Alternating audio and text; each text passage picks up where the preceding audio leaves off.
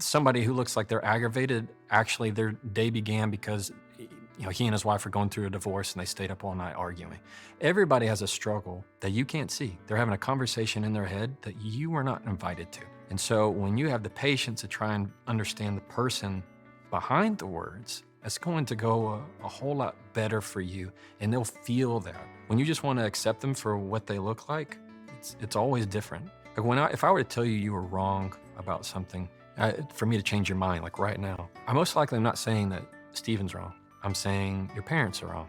I'm saying a grandparent's wrong. Something you grew up your whole life was wrong. At camp you went to growing up was all wrong. There's pieces and identities that have all combined into what you believe now. And we have this horrible habit of thinking, for some reason, that if I say it to you right in this moment, it's all going to change and you're going to just immediately conform to what I want you to be. Being triggered is a hallmark of that, isn't it? Like what advice would you give to the person dealing with that person who is like continually easily triggered? They see the red mist all the time.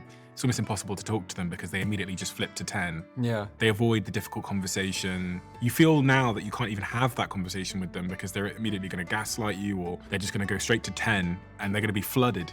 Right. You know, that phrase that I've heard before about like when the brain gets flooded, like they just get overwhelmed in there. Yes. What do you do with that kind of person? You just curious or? Well, I don't want to just say curious because I think that doesn't do it justice. One would be you have to delay what they said from when you respond. You have to add a lot of distance there, because if you continue to engage and go, why can't you talk about this? What's wrong with you? That will only spiral it more. What they're gonna hear is something is wrong with me, something I am feeling is bad, when in that moment their body is fighting.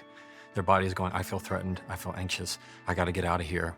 And it's happening in micro minutes that there's nothing you're gonna be able to say that's going to help that trigger aside from you allowing them the space to have it. So that means you're going to find ways to approach conversations with that in mind. So one would be adding distance and not addressing it in that current conversation because they're triggered.